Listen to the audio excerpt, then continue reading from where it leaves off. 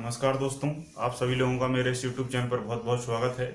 तो आज हमारा जो पार्ट है पार्ट 2 है। परसेंटेज का आज हमारा पार्ट 2 है। पार्ट 2 में आज हम चर्चा करेंगे कि जो परसेंटेज के अलग अलग टाइप्स हैं वो किस प्रकार से एग्ज़ाम में पूछे जाते हैं, है ना। तो यहाँ पर मैंने एक एक क्वेश्चन उठाया है। एक एक क्वेश्चन ये लगभग हर एक टाइप का है। तो आप क्या करेंगे, इन सभी क्वेश्चनों में मेरा जो कॉन्सेप्ट है वो पकड़ेंगे। जो कॉन्सेप्ट मैं बताने की कोशिश करूँगा और उस कॉन्सेप्ट के आधार पर फिर आप 10-10, 20-20, 30-30 क्वेश्चन की प्रैक्टिस कर लेंगे ताकि आपसे ये बनने लगे, ठीक है। क्योंकि उतना लंबा हम वीडियो नहीं बनाना चाहते कि आपका समय जो है वो जाया हो, क्योंकि प्रैक्टिस अगर मैं कराऊंगा तो वो आपके लिए उपयोगी नहीं साबित होगा। इसलिए प्रैक्टिस आपको स्वयं करना है, ठीक है। तो कल हमारी जो पार्ट 1 की क्लास है वो जिसने नहीं देखी है वो देखेगा, तब जाके ये वाली क्लास समझ में आएगी। ये परसेंटेज का थोड़ा सा अप लेवल है। जो पिछली क्लास थी उसमें मैंने सारी बेसिक चीज़ें बताई थी। आज हम बेसिक पर चर्चा नहीं करेंगे, है ना। परसेंटेज को मैंने बताया था, एक ये वाला कॉन्सेप्ट होता है कि भाई किसी भी संख्या में, संख्या नहीं दी रहेगी आपको, केवल और केवल क्या दिया रहेगा, कॉन्सेप्ट ये रहेगा। कॉन्सेप्ट का क्या नाम है, वृद्धि और कमी वाला कॉन्सेप्ट, है ना। इसको वृद्धि और कमी वाला कॉन्सेप्ट कहा जाता है कि भाई एक संख्या में इतनी वृद्धि हुई, इतनी कमी हुई, एक जनसंख्या में इतनी वृद्धि हुई, इतनी कमी हुई। कुछ भी दे सकता है, एक वस्तु में इतनी वृद्धि हुई, कमी हुई, कुछ भी दे सकता है। तो आपको केवल वृद्धि पकड़ना है और कमी पकड़ना है। वृद्धि पूछे तो उसको प्लस में लिखना है और जो कमी पूछे उसको माइनस में लिखना है। सिंपल सी बात है। वृद्धि में प्लस लिखना है और कमी में माइनस लिखना है। अब क्या माइनस लिखना है, क्या प्लस लिखना है, तो जो दिया हुआ है, ठीक है। जैसे क्वेश्चन ये है, इसमें दिया रहेगा कि कोई संख्या में 20% की वृद्धि होती है और कोई उसी संख्या में 15% की कमी होती है। तो बताइए कि कुल मिलाकर एग्रीगेट, या ऐसे आप कह सकते हैं क्रमबद्ध या पूरा एक साथ मिलाकर कितनी कमी होगी। क्लियर है। तो आपको कुछ नहीं करना है, एक फॉर्मूला मैं बता रहा हूं, a plus B plus minus a into B upon 100। इस फॉर्मूले को आपको याद कर लेना है। याद नहीं कर सकते तो कोई बात नहीं, मत करिएगा। आप क्वेश्चन की प्रैक्टिस करेंगे, आपसे क्वेश्चन करने पर बनने लगेंगे और ये कब याद हो जाएगा आपको पता भी नहीं चलेगा। अब इसमें ए क्या है और बी क्या है, तो जो भी दिया रहे वो उससे आप ए बी मान ले, आगे पीछे कर देने से कोई फर्क नहीं पड़ता है, ठीक है। तो ए हमारा यहाँ क्या है, 20 है। 20 क्या है, वृद्धि है, प्लस है, तो प्लस साइन, देखो इसमें केवल और केवल खेल साइन का है। फिर क्या है, कमी है, ठीक है। तो कमी को आपको क्या लिखना है, माइनस में लिखना है। फिर प्लस माइनस ए इंटू बी, तो ए प्लस 20 इंटू माइनस 1500, ठीक है।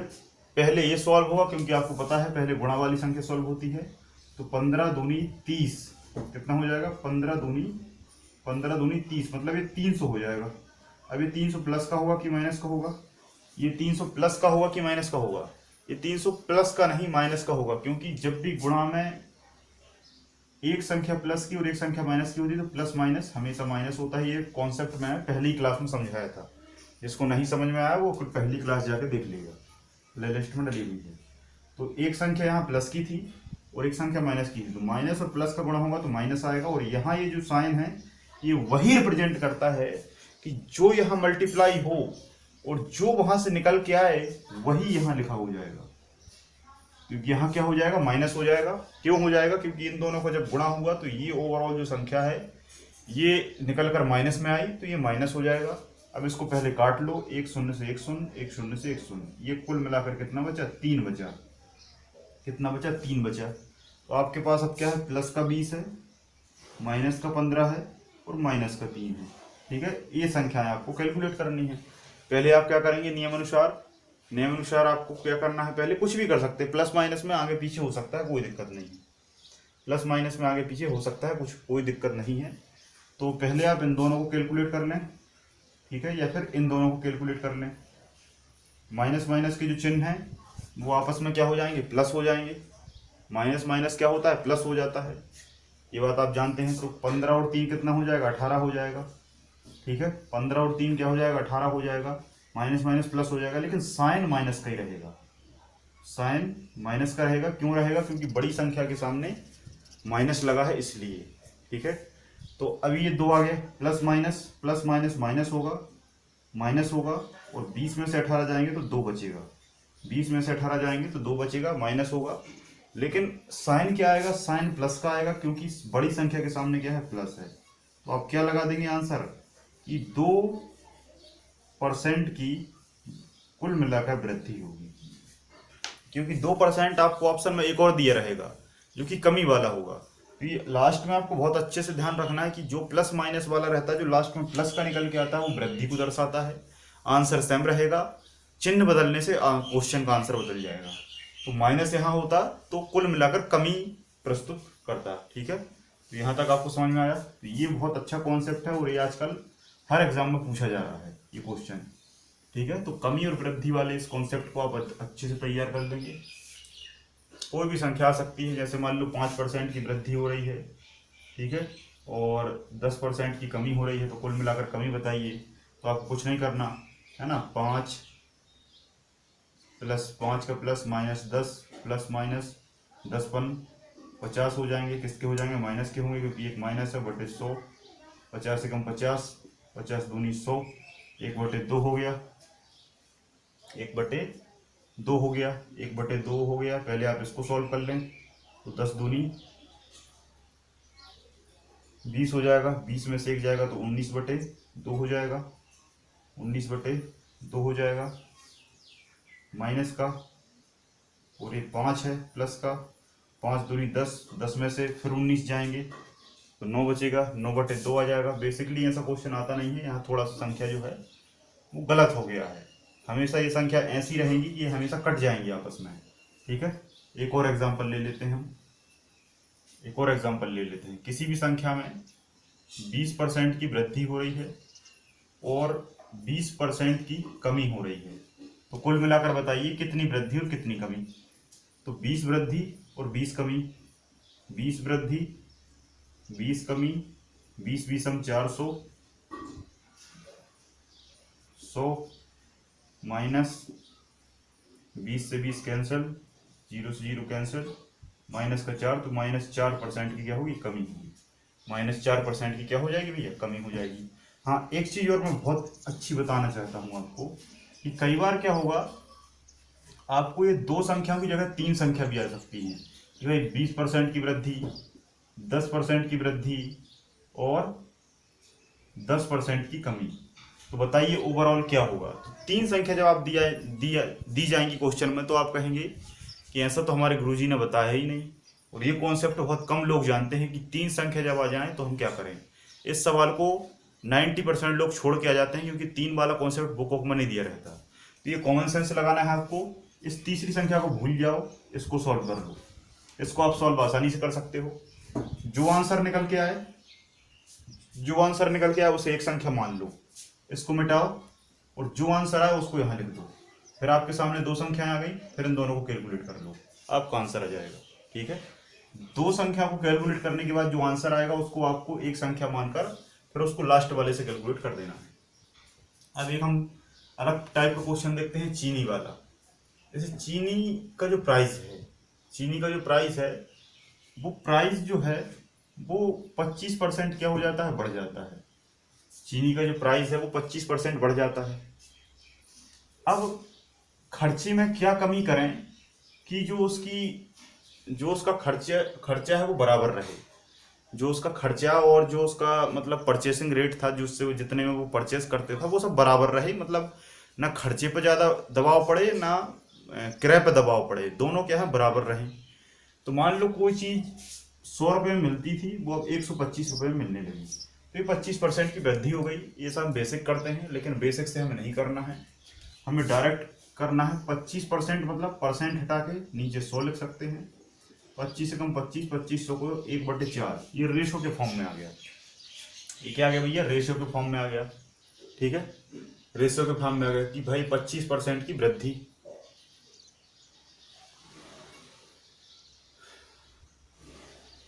तो ये कितना आ गया? 1/4। तो प्राइस में क्या हो रहा है? 1 रेशियो से 4 रेशियो हो रहा है। सॉरी 4 नहीं, ये यहाँ से एक रेशियो की क्या हो रही है, कमी हो रही है, तो 4 से 3 हो रहा है, 4 रेशियो से ये 3 हो रहा है। ये 3 कहाँ से आया, ये 4 में से एक की कमी जो होगी, तो 4 देखो जो नीचे रहता है वो टोटल रिप्रेजेंट करता है, नीचे रहता है जो टोटल रिप्रेजेंट करता है, टोटल में से ये एक क्या है, एक की कमी हो गई। अरे यहाँ वृद्धि लिखा है, सॉरी। हाँ देखो, वृद्धि लगे तो एक को जोड़ देना है, वृद्धि रहे तो एक को जोड़ देना है, और कमी रहे तो घटा देना है, जो ऊपर रहेगा वो उसका मान रहेगा। तो नीचे क्या है, टोटल है 4, 4 में एक की वृद्धि होगी, तो 4 में जब एक की वृद्धि होगी तो कितना हो जाएगा, 4 से 5 हो जाएगा, 4 से क्या हो जाएगा भैया, 5 हो जाएगा। अगर ये एक की कमी होती, 25% की कमी होती, तो ये 4 से घट के 3 हो जाता, लेकिन यहाँ बढ़ेगा तो एक 4 से बढ़ के 5 हो जाएगा। अब ये प्राइस है, प्राइस मतलब क्या है, ये आपका जो है मूल्य की बात हो रही है। अब वो पूछ रहा है कि खर्चे में, आगे क्वेश्चन मैंने पूरा नहीं लिखा है, तो खर्चा, खर्चा क्या होता है, कंजप्शन। तो खर्चे में हम क्या ऐसा करें, मतलब खर्चे में हम कितनी कमी करें कि भाई जो हमारा बैलेंस है वो बना रहे, मतलब दोनों बराबर रहें, कोई भी प्रकार से दबाव ना पड़े किसी पर। तो आपको पता है कि जो भी हमारा मूल्य होता है उसका अपोजिट क्या होता है, कंजप्शन होता है। जो भी हमारा मूल्य है उसका अपोजिट हमेशा कंजप्शन होता है, खर्चा होता है। क्या होता है, ये खर्चा होता है। ये कैसे होता है, ये आपको ज़्यादा टेंशन लेने की जरूरत नहीं है, ये आपको याद कर लेना है सीधा। जो मूल्य है उसका उल्टा खर्चा, तो ये 4:5 है, तो ये 5:4 हो जाएगा। मतलब कुल मिलाकर बात वही है कि जब मूल्य 4 से 5 होगा, जैसे मान लो कुल मिला, जैसे मान लो एक वस्तु है, एक वस्तु आप पहले 100 रुपये में खरीदते थे, एक वस्तु आप पहले 100 रुपये में खरीदते थे, है ना। इसको मैं समझाने की कोशिश करता हूँ कि उल्टा क्यों होता है। रेट जो उस पर है वो 100 डले थे, अब वो 100 की वस्तु आ रही है 200 में, 100 की वस्तु कितने में आ रही है, 200 में। अब मैंने कहा कि यार जो वस्तु तुम लाते थे, मतलब जो आपका खर्चा था, ठीक है, जो प्राइस था और जो खपत थी, सॉरी खर्चा नहीं खपत आएगा, खपत मतलब कंजप्शन, जो खपत थी वो आपकी कमेगी कि नहीं कमेगी। बिल्कुल सी बात है कि जब 100 रुपये में 100 रुपये में शक्कर आएगी तो आप आसानी से 1 किलो ले आएंगे, लेकिन जब शक्कर 200 में आएगी तो आप 1 किलो नहीं ला पाएंगे, आप कितनी ला पाएंगे, आधा किलो ला पाएंगे, आधा किलो ला पाएंगे ना। तो उल्टा हो रहा है ना। तो यही इसका मतलब है, जब आपका मूल्य बढ़ेगा, सीधी सी बात है, तो जो आपका खर्च है वो आपका कम हो जाएगा। आप गाड़ी लेके पेट्रोल पंप पर जाते हैं, पेट्रोल पंप पर अगर 50 रुपये लीटर मिलता है तो आप 1 लीटर भरवा लेंगे, ठीक है। और वही पेट्रोल अगर 50 से 100 रुपये लीटर हो जाए तो आप कहेंगे कि अब आधे लीटर में काम चलाना पड़ेगा, क्योंकि मेरी औकात तो 50 की है, तो 50 में पहले 1 लीटर आ रहा था, अब तो आधा लीटर आएगा।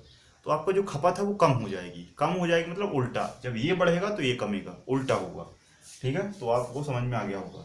तो अगर मूल्य बढ़ेगा किसी भी वस्तु का तो खर्चा जो है वो हम कम करेंगे ही करेंगे। तो यहाँ पर ये 4 से 5 हो गया, तो ये 5 से 4 करना पड़ेगा। तो कमी कितने की आई, कमी कितने की आई, 1 की आई ना, 5 से 4 हो गया, 1 की कमी आई, कितने पे आई, 5 पे आई। 100%, 5 एकम 5, 5 दूनी 10, मतलब 20% की हमें क्या करनी पड़ेगी, खर्चे में कमी करनी पड़ेगी, ठीक है। ये यहाँ से 5, ये यहाँ से ठीक ठीक 20% की हमें क्या करनी पड़ेगी, कमी करनी पड़ेगी। अगर 20% की हम कमी कर देंगे तो हमारा जो लेवल है वो बराबर आ जाएगा, ठीक है। तो आपको ये कॉन्सेप्ट समझ में आ गया होगा।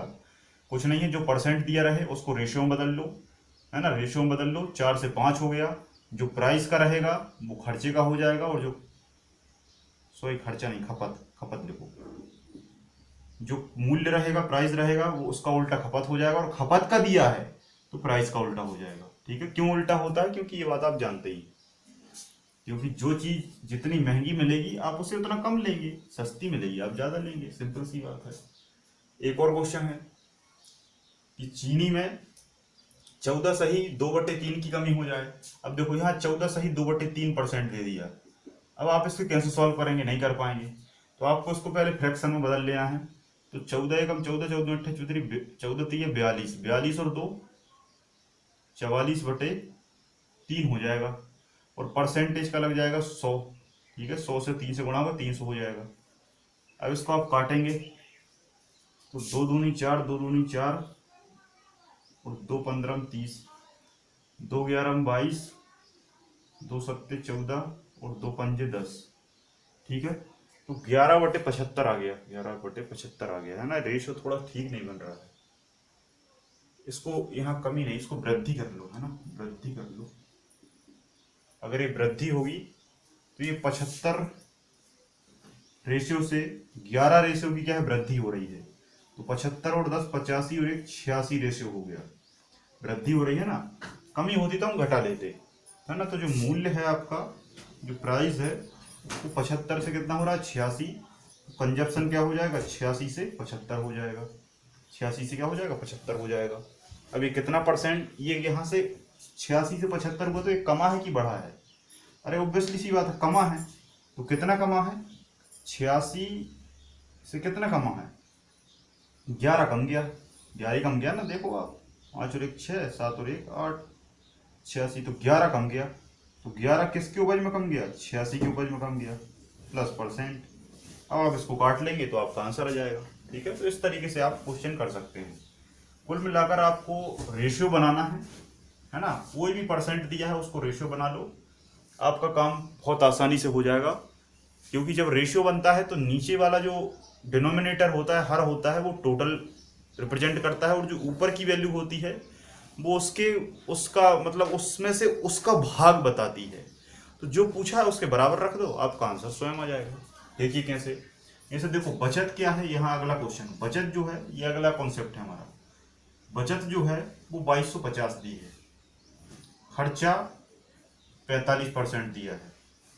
ठीक है, और आय पूछी है। अब आप मुझे बताओ, आप जॉब, कोई ना कोई जॉब तो करते हो, जॉब नहीं करते तो धंधा करते होगे, खेती करते हुए कुछ ना कुछ करते होगे, तो उसमें से आपको जो कुल पैसा आता है वो हमारी क्या कहलाती है, आय कहलाती है। कुल को, टोटल को हम क्या कहते हैं, टोटल को हम आय कहते हैं। चाहे आप नौकरी की महीने वाली सैलरी कहें, चाहे आप महीने पर एक दुकान से जो कमाते हैं, चाहे एक महीने में आप खेती में जो भी पैदा करते हैं, तो आपका जो कुल है वो कुल आय कहलाती है। जब आपके पास आय आ गई तो आप उसका क्या करेंगे, क्या करेंगे, दो ही काम होंगे, दो ही काम होंगे। या तो आप उसे बचाएंगे, बचत करेंगे, या आप उसे खर्च करेंगे। ठीक है, तो कुछ पैसा व्यक्ति बचा लेता है, पूरा तो बचा नहीं सकता, क्योंकि कुछ तो आप तो देना पड़ेगा। जैसे आप दुकान में हो, दुकान का आपको किराया देना है, बिजली का बिल देना है, जो आपने कोई व्यक्ति लगा के रखा हुआ उसको पैसा देना है, तो आपको खर्च तो करना ही पड़ेगा और बचत भी करना पड़ेगा। बचत नहीं करोगे तो फ्यूचर में बीमार पड़ गए फिर। तो खर्च और बचत जो होती है उसको कुल मिलाकर आय माना जाता है। तो जो इनकम है ना, वो आपकी सेविंग प्लस एक्सपेंडिचर के बराबर होती है। ठीक है, और यही जो आय है ये कहलाती है 100%। ये क्या कहलाती है, 100%, क्योंकि जो पैसा पूरा मिला वो 100% है। 1% ये होगा, कुछ परसेंट आप बचा लेंगे और कुछ परसेंट आप क्या कर देंगे, खर्च कर देंगे, और दोनों को मिला के वो टोटल आय कहलाएगी। क्लियर है, कॉन्सेप्ट समझ में आया? ये एक प्रकार का हमारा कॉन्सेप्ट है, और इसे आप फॉर्मूला भी मान सकते हैं। ठीक है, आय इक्वल टू बचत प्लस खर्चा। ठीक है, जो भी आय होगी, कुछ खर्च करेंगे कुछ बचा लेंगे, वही आपकी है आय कहलाएगी। आय हमेशा 100% होगी। अब देखो यहाँ क्या कहा है उसने कि आय बराबर बताइए, तो आय 100% हमें नहीं पता। खर्चा दे दिया उसने 45%, खर्चा उसने दे दिया 45%। अब मुझे बताओ कि जब खर्च 45 है और कुल आय 100% है, तो बचत का परसेंटेज निकलेगा कि नहीं निकलेगा, निकलेगा कि नहीं निकलेगा? बिल्कुल निकलेगा गुरुजी। कैसे? 55%। क्यों जी, 55 कहाँ से आया? अरे 45 जब खर्च किया है तो बचेगा 55, क्योंकि इन दोनों को मिलाएंगे तभी तो 100 ना होगा। ठीक है, 45 और 55 जब हो जाएंगे तब 100 हो जाएगा, है ना। आप इसे यहाँ जोड़ के देख लो, 45 और 55, ये हो गया 100%। ठीक है, तो एक आपको नहीं दिया रहेगा तो दूसरा आपको माइनस करके निकाल लेना है। ठीक है, तो यहाँ 55% आ गया। अब ये 55% क्या आ गया भैया, मेरा बचत आ गया, और वही उसने रुपयों में दे दिया। ये बचत मेरी 2250 रुपये है। तो 55% बराबर 2250, तो 1% बराबर, 1% बराबर, काट लो, 5 11 55, 5 को 20, 55 25, 450। अब ये नहीं कट रहा है, 450/11। 1% बराबर ये हो गया। तो 100% बराबर कितना? तो 100 का इसमें गुणा कर दो। ठीक है, 55 बराबर हमें दिया है तो हमने 1 बराबर निकाल लिया। 1 बराबर निकाल लिया तो 100% बराबर निकाल लेंगे, क्योंकि आय पूछी है। हाँ, अगर वो खर्चा पूछ लेता तो फिर 45% का गुणा करते, क्योंकि 45 बराबर निकालना पड़ता। तो इसको अब जब आप काटोगे तो काफी ज्यादा, 11 चौको 44 पॉइंट में जाएगा ये, है ना, थोड़ा करके देख लेना, पॉइंट में जाएगा। और आय पूछता तो 45% के बराबर निकाल देते, है ना, सिंपल सा क्वेश्चन है। तो ये आय और बचत वाले ये बहुत इजी क्वेश्चन होते हैं, ये मुफ्त के नंबर आपको दिलाते हैं। एक और देखो, उसी इसी टाइप का है ये भी। उत्तीर्ण हेतु 40% अंक चाहिए। अब देखो, एक पेपर जो है वो कुल कितना होता है? 100% होता है। कुल 100% होता है, ये बात आप जानते हैं।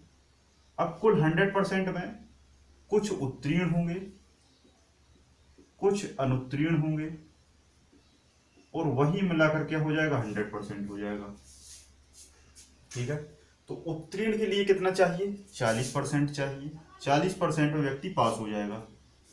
लेकिन वो बच्चा जो है वो 90 अंक प्राप्त करके 10 नंबर से फेल हो गया। वो बच्चा जो है 40% में पास हो जाता, लेकिन वो फेल हो गया।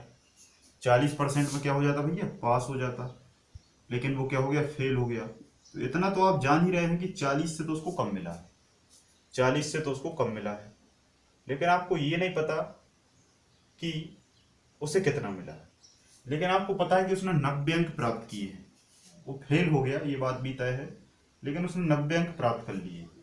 90 अंक प्राप्त किए हैं, 90 से कुछ ज्यादा आते तो वो 40% लेके पास हो जाता। और एक कोटेशन और दिया है कि 10 नंबर से फेल हो गया। कितने नंबर से फेल हो गया? 10 नंबर से। मिले इतने हैं, 10 और मिल जाते तो बंदा पास हो जाता। मिले 90 हैं, 10 और मिल जाते तो पास हो जाता। मतलब 100 नंबर में वो पास हो जाता, मतलब उसके 40% बन जाते। यहां तक किसको समझ में नहीं आया? 90 मिले हैं, 10 और मिल जाते तो पास हो जाता, मतलब 100 में वो पास हो जाता, मतलब 100 नंबर 40% कहलाते। 100 नंबर बराबर 40%, तो 1% बराबर बराबर आप आसानी से निकाल सकते हैं। एक जीरो से एक जीरो कट गया, 10/4। ठीक है, 10/4, 2 दूनी 4, 2 पंजे 10, 5/2। 100% की वैल्यू आपको कैसे निकलेगी? 5/2 में गुणा कर देंगे 100 का। 2 एकम 2, 50, 55, 25, 250। कुल जो नंबर है वो कितने हो जाएंगे? 250 हो जाएंगे। आ गया समझ में? नहीं आया फिर से समझो। 90 लाया है, 10 मिले, 10 से फेल हो गया, 100 में पास हो जाता। 100 में पास होता तो 40% के बराबर होता। जब 40% बराबर 100, तो 1% बराबर 40, 100/40, और जो निकलेगा उसमें 100 का गुणा कर देंगे, 100% का निकल आएगा, काम खत्म। ठीक है, बहुत आसान क्वेश्चन है, बहुत ही आसान। एक वैल्यू आपको दी होगी, दूसरा आपको निकालना है। मैंने आपको शुरू में एक बताया था कि हमेशा आपको वैल्यू के बराबर परसेंट बनाना है। जब भी आप वैल्यू के बराबर परसेंट बना लिया आपने, आपका आंसर खुद ब खुद निकल के आएगा। समझिए, 10% वोट डाले नहीं गए, कुल वोट कितना होता है? 100%। अब 10% वोट डाले नहीं गए तो कितने डले हैं भैया? 90 वोट डले हैं। 90 वोट डले हैं, 20% इनवैलिड हो गए।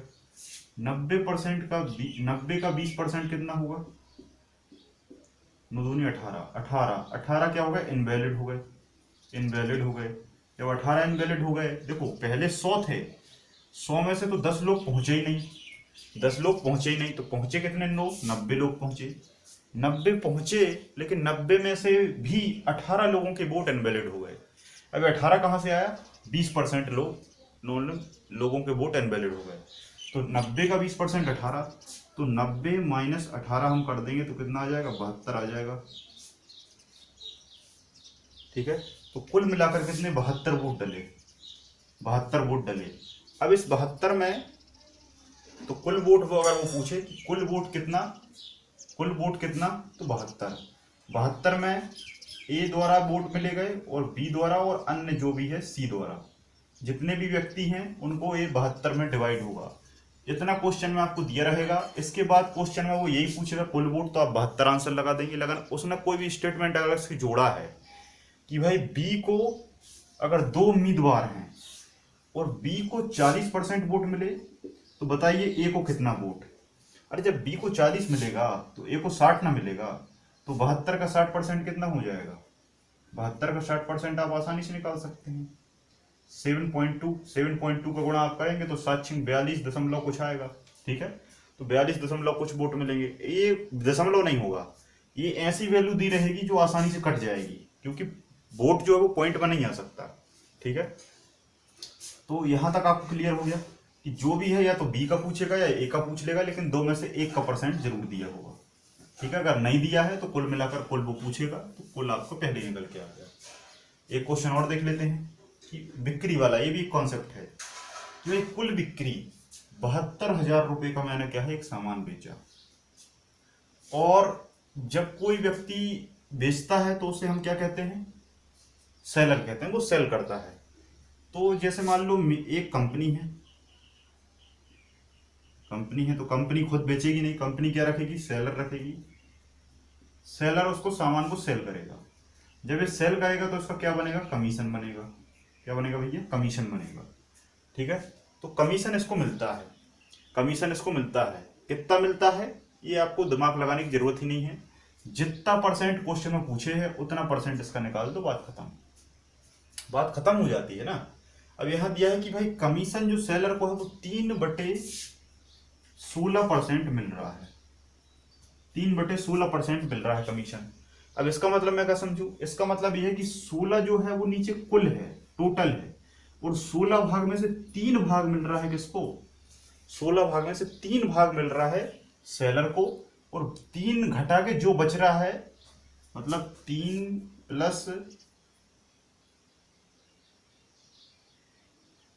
14 = 16। कुल 16 भाग है, 16 उसने बेचा, 14 कंपनी ने रख लिया, और 3 कमीशन सेलर ने रख लिया। और 14 और 3 15, 16, अरे 13 होगा, 13। ठीक है, 13 कंपनी ने रख लिया, 3 सेलर ने रख लिया, और कुल मिलाकर 16 बेच दिया। तो ये 16 बराबर कितना दिया है? 16 बराबर 72,000 दिया है। कितना दिया है? 72,000। ये 16 रेशो बराबर 72,000, क्योंकि 72 का सामान तुमने बेचा, तो कमीशन कितना मिला? 3 मिला। ठीक है, तो 1 बराबर कितना आ जाएगा? 1 बराबर 16 से भाग दे तो 16 × 5 = 80।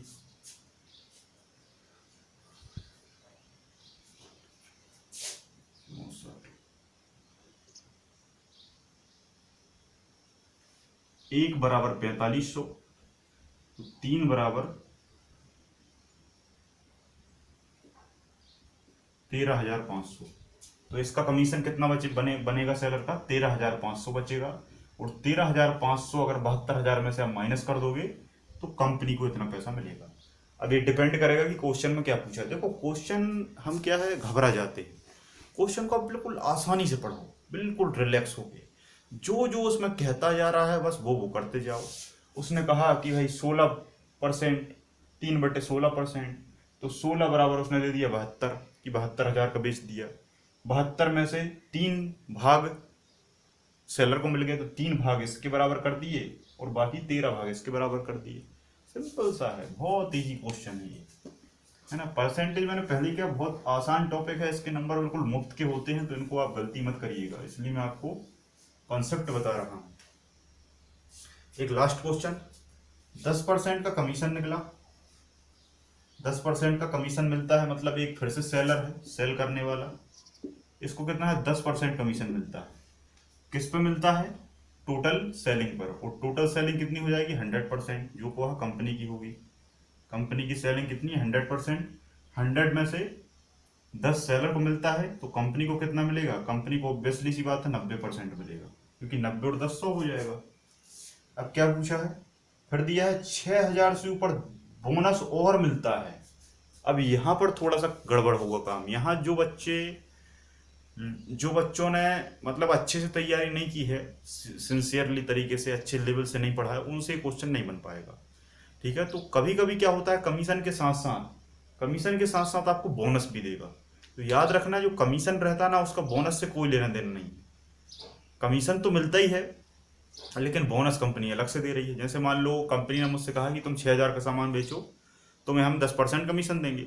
मैंने 6,000 का सामान बेच दिया, मैंने 7,000 का सामान बेच दिया, तो कंपनी मुझे ऑब्वियसली सी बात है 10% तो कमीशन देगी, क्योंकि 6,000 तक की बात थी।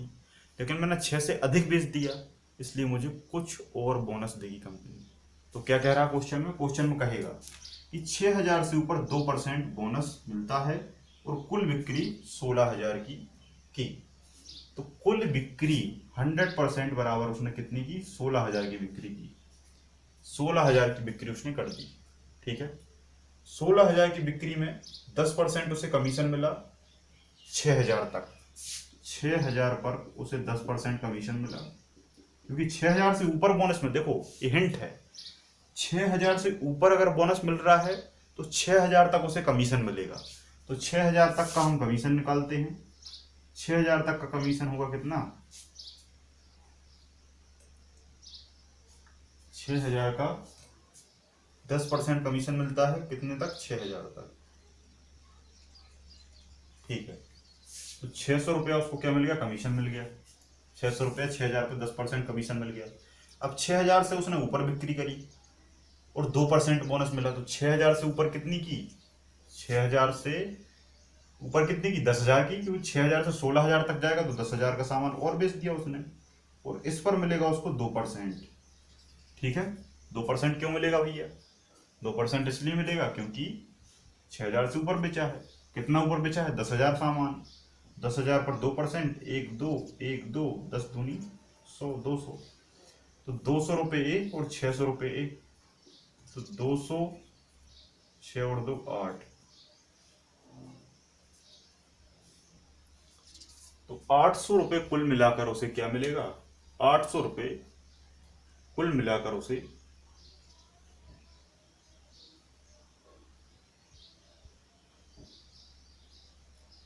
800 रुपये कुल मिलाकर उसे क्या मिलेगा? कमीशन मिलेगा 6,000 से ऊपर। देखो यहां पर जो कमीशन है ना, कमीशन कमीशन टोटल पर निकलेगा। 10% जो कमीशन है वो टोटल पर निकलेगा। क्यों निकलेगा? क्योंकि कमीशन जो है वो कमीशन पूरी संख्या में मिलता है ना। कमीशन जो है वो पूरी संख्या में मिलता है। तो ये 16,000 का 10% निकलेगा, तो ये 1,600 रुपये निकल के आएगा, ठीक है। 1,600 रुपये से कमीशन मिलेगा। कमीशन देखो, कमीशन जो है वो कमीशन एक फिक्स लिमिट तक निश्चित नहीं होता। मैंने अगर आपसे कहा कि आप 6,000 का सामान बेचोगे तो मैं आपको 10% कमीशन दूंगा। अगर आपने 12 का बेच दिया तो मैं आपको 10% कमीशन नहीं बल्कि 20 दूंगा। 20 दूंगा नहीं, 20 देना ही पड़ेगा, क्योंकि वो आपकी डील है कि 6,000 पर 10, 6,000 पर 10, तो 12 पर 20 और 18 पर 30, ऐसा बढ़ता जाएगा जितना मैं बेचूंगा। कि ऐसा थोड़ी हुआ कि भाई 6,000 की हमारी बात हुई थी तो आप चाहे 50 का बेच दो, मैं तो 6 ही पे दूंगा, ऐसा नहीं होता। कमीशन पूरे में मिलता है, इसलिए 16,000 का 10% 1,600 निकलेगा, ठीक है। अब इसके बाद वो अलग से उसने कहा कि अगर 6,000 से ऊपर तुम बेचोगे तो 2% का बोनस। तो 2% का बोनस ये 200 रुपये, तो 16 और 2 1800 रुपये, इस तरीके से उसको कुल मिलाकर प्राप्त हो जाएंगे, ठीक है। तो कुछ ये डिफरेंट टाइप क्वेश्चन थे परसेंटेज में जो मैंने आपको करा दिए हैं, और यहाँ पर लगभग मैंने हर एक टाइप को कवर किया है। मैंने मल्टीपल क्वेश्चन कराए हैं, मैंने एक ही टॉपिक के क्वेश्चन नहीं कराए हैं, ये मैं खुद कह रहा हूँ। अब आपको इन क्वेश्चनों से बनने वाले 10-10, 20-20 क्वेश्चन आपको खुद लगा लेने हैं, और इसके बाद भी कहीं कोई समस्या आती है तो आप कमेंट करके बताइए, या कोई चीज़ समझ में नहीं आए तो भी आप बता सकते हैं, या कुछ अलग से आप टॉपिक पढ़ना चाहते हैं, इसी में कुछ रह गया हो तो वो आप बता सकते हैं, मैं उसको एक वीडियो के माध्यम से आपको क्लियर कर दूंगा, ठीक है। तो वीडियो देखने के लिए बहुत बहुत धन्यवाद। अच्छा लगा हो तो लाइक, शेयर, सब्सक्राइब जरूर करें। जय हिंद, जय भारत।